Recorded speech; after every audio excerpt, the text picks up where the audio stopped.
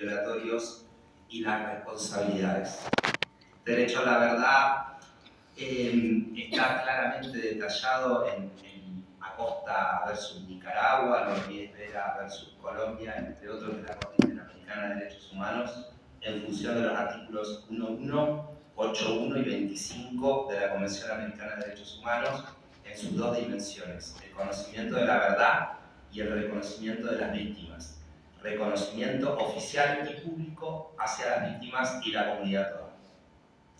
Vamos a solicitar concretamente al tribunal que resuelva la sentencia el pedido de disculpas o perdón por la actuación del juez federal y fiscal federal en relación a su actuación en el ámbito de la jurisdicción federal de la provincia de Neuquén durante la dictadura como medida de reparación esencialmente a favor de las víctimas de este juicio y extensivamente a la sociedad. Vamos a fundar. El control de convencionalidad encuentra su fundamento en fuerzas normativas de las cuales emanan las obligaciones de los Estados a través de la lectura conjunta de los artículos 1.1, 2 y 29 de la Convención Americana. De dichos artículos se desprende que la protección de los derechos humanos debe ser guía en la actuación de los Estados y que estos deben tomar todas las medidas para asegurar el respeto, protección y promoción de dichos derechos.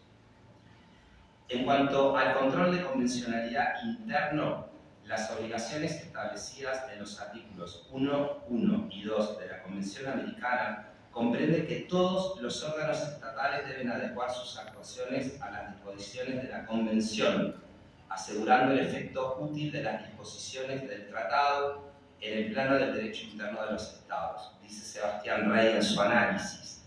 En síntesis, los Estados deben adecuar su legislación desde el texto constitucional hasta la última disposición administrativa, como su jurisprudencia y prácticas internas, a los parámetros establecidos en los tratados de derechos humanos, de manera que el ordenamiento jurídico del Estado parte asegure y garantice los atributos que integran los respectivos derechos convencionales y sus garantías. En otras palabras, el Poder Judicial debe ejercer una especie de control de convencionalidad. En el caso Cabrera, García y Montiel Flores versus México, el tribunal extendió el deber de ejercer el control de convencionalidad ex oficio a los jueces y órganos vinculados a la administración de justicia en todos los niveles. La Corte Interamericana, en el caso Hellman versus Uruguay, sostuvo que es posible observar dos manifestaciones distintas de esa obligación de los Estados de ejercer control de convencionalidad, dependiendo si la sentencia ha sido dictada en un caso en el cual el Estado ha sido parte o no. Este caso obviamente no es un caso que llega a la Corte Interamericana por ser el Estado parte, así que nos vamos a referir solamente al segundo supuesto. Para la Corte Interamericana, por el solo hecho de ser parte en la Convención Americana, todas las autoridades públicas y todos los órganos, incluidas las instancias democráticas, jueces y demás órganos vinculados a la administración de justicia, en todos los niveles, están obligados por el tratado. Solo si los órganos estatales son conscientes de su deber de aplicar de forma directa el derecho internacional de los derechos humanos y la circunstancia de que este plexo normativo también forma parte de la estructura normativa del Estado, se logrará la eficacia plena de la Convención Americana en el ámbito interno. Vamos a citar también la importancia del principio de interpretación conforme, que lo vuelve en una práctica constitucional sumamente relevante, que radica en que permite compatibilizar los casos y las normas internas con las del tratado. La eficacia interpretativa de la norma convencional constituye un estándar mínimo regional de aplicabilidad nacional y una pauta hermenéutica fundamental e imprescindible de mínimos en materia de derechos humanos, alcanzable a todas las autoridades de cualquier municipal, de cualquier nivel, sea este municipal, regional, estadual, federal o nacional, de los estados parte de la Convención. Vamos a citar también los artículos 8 y 25.1 de la Convención Americana sobre Derechos Humanos, en tanto protegen la tutela judicial efectiva, el derecho a la verdad, la garantía de no repetición. Agregamos en términos de complementariedad e interdependencia de aplicaciones coherentes y lógicas de derechos humanos humanos. El derecho a la verdad presenta entonces dos dimensiones: conocimiento de la verdad y reconocimiento de las víctimas. Pero también tenemos que tener en cuenta que en el marco de Naciones Unidas se establecen 4 pilares de justicia para casos como el que aquí se juzga: verdad, justicia, reparación y garantía de no repetición. Así es que en los principios y directrices básicos sobre el derecho de las víctimas de violaciones manifiestas de las normas internacionales de derechos humanos y de violaciones graves del derecho internacional humanitario a interponer recursos y obtener reparaciones, Resolución 60-147, aprobada por la Asamblea General de Naciones Unidas de diciembre de 2015, se establece: los principios tienen medidas de reparación a partir del título 9, recogiendo la satisfacción como una de las formas de la reparación y las garantías de no repetición como otra. Entre las medidas conducentes a la satisfacción, principio número 22, se menciona el derecho a la verdad en su dimensión de conocimiento como de reconocimiento, y específicamente una declaración oficial o decisión judicial que restablezca la dignidad, la reputación y los derechos de las víctimas y de las personas estrechamente vinculadas a ellas, inciso D, y una disculpa pública que incluya el reconocimiento de los hechos y la aceptación de responsabilidades, inciso E. Referimos por último que las garantías de no repetición, en tanto implican, además de la prevención de violaciones futuras, la específica de evitar la repetición de una vulneración concreta que ya se haya producido, como en este caso. Vemos de este modo una hermenéutica que implica reparación plena y efectiva, cumplimiento de medidas reparatorias, debida satisfacción del derecho a la verdad, restablecimiento de dignidad y fortalecimiento de la garantía de no repetición a través del pedido de disculpas, expresamente previsto entre los principios referidos. Disculpas que validan la experiencia de las víctimas y pretenden restablecer su dignidad. Las medidas simbólicas de reparación, muchas de ellas relacionadas con políticas de memoria, son tan importantes tanto para las víctimas individuales como para el conjunto de la sociedad, porque tienden a modificar el imaginario político y social en el que se tienen que insertar las víctimas. Citamos para registro del Tribunal el caso de la Corte Interamericana de Derechos Humanos Gutiérrez Soler versus Colombia, sentencia del 12 de septiembre de 2005, específicamente el voto razonado del juez Trindade. En cuanto a referirse a las medidas de satisfacción y garantía de no repetición, en el inciso D establece expresamente la maduración del tiempo, la conciencia y la búsqueda del perdón. Vamos a invocar también el acuerdo de solución amistosa ante la Comisión Interamericana de Derechos Humanos, caso de Ivana Rosales de la provincia de Neuquén, un pedido de disculpas estatal y público de esta provincia. El reconocimiento es una medida central que contribuye al resarcimiento del daño ocasionado y evidencia el compromiso de hacer efectiva la reparación. Esto también está previsto en la Ley Nacional 27372, Derechos y Garantías de las Personas Víctimas de Delitos, específicamente en su artículo 3.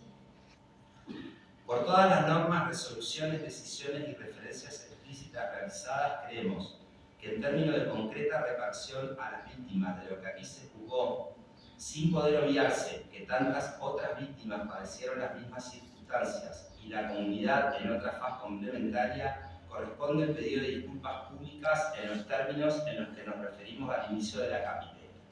Con el pedido de perdón, el tribunal aplica la mejor teoría de los derechos humanos.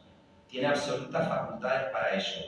Lo realiza en un caso de jurisdicción y competencia atribuido, este caso, pero extiende sus efectos nada menos que provocando una concreta reparación, coadyuva al sostenimiento del derecho a la verdad que nos asiste y obra para el futuro sustentando directamente la garantía de no repetición. La autoridad del tribunal que intervino y conoció los hechos, interactuando directamente con las víctimas, lo habilita directa y expresamente para resolver en este juicio a través de su sentencia. Para terminar, sabemos que en última instancia, en el foro íntimo de las jueces y los jueces, se determinará la cuestión. Pueden citar un simple y llano la sentencia, en caso de que se atribuyan las responsabilidades será la reparación, o dar un paso más y pedir disculpas en nombre del Poder Judicial por las atrocidades cometidas en el periodo que aquí se juzga por parte del propio Poder Judicial. Los seres humanos transcurrimos, parte de la historia permanecen e inclinan el futuro. Este segundo camino de trascendencia enorme, pensando en las próximas generaciones, plasmar concretamente y con magnitud la garantía de no repetición en términos reales, según las competencias, facultades y posibilidades del tribunal, es el que le pedimos que recorte.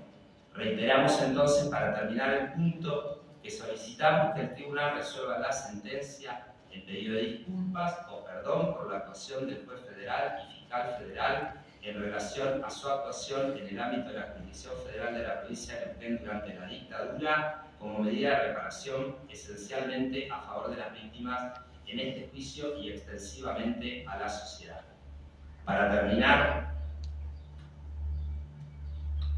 en primer lugar, agradecer a los equipos y las representaciones en la acusación una ardua tarea de trabajo, compromiso y responsabilidad vincular.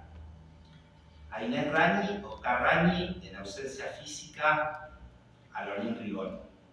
Inés y Oscar, junto a Guillermo Correa y Noemí Labrune, fueron los testigos mayores de 90 años que declararon en el marco de este juicio en prueba anticipada. El agradecimiento a todas las testigos y testigos que se sobrepusieron a sus problemas de salud, a sus temores y otras circunstancias para poder dar testimonio con todo lo que ello significa. A todos ustedes. En segundo lugar, la PDH llega de este modo al final del alegato de este octavo juicio, tramos en los que se dividieron víctimas e imputaciones de un único plan sistemático e integral de exterminio. En el caso particular de este debate, por la razón de segmentaciones en tramos, se lo juzga con independencia de los horrores sentenciados en los demás juicios. Aunque los imputados no lo vean, no lo asuman o lo nieguen, si hubiese sido solo uno el juicio, con todas las víctimas, todos los imputados y todo el enorme material probatorio, la conclusión hubiese sido tan concluyente que ninguna exculpación alcanzaría. Tal como dijo el fiscal al inicio de sus alegatos, plan sistemático, articulado y diversas funcionalidades. Se trata para el derecho penal, y está bien que así sea, de habeas corpus, pero en el contexto ya reseñado, funcionalidades dentro de un plan. Por ello estamos en un juicio por delitos de lesa humanidad. La PDH llega a esta instancia con una presencia continua desde el año 1976, 48 años ininterrumpidos.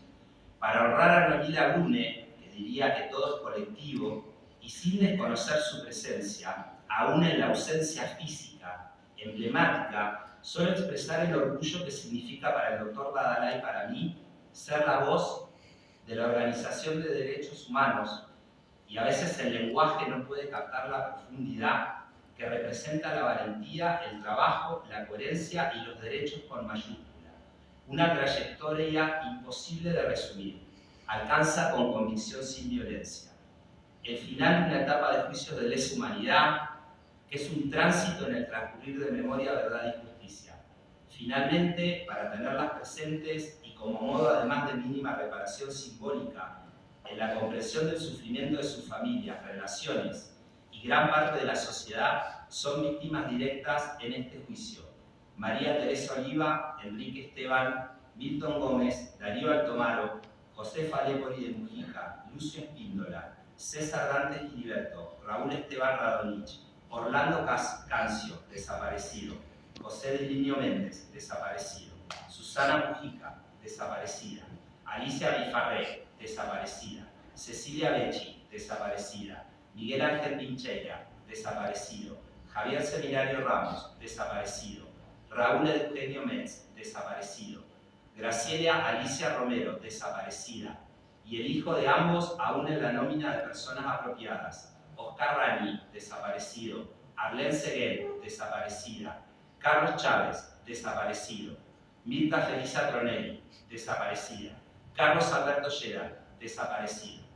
Por todos ellos, el pedido de justicia. Nunca más. Eso es todo.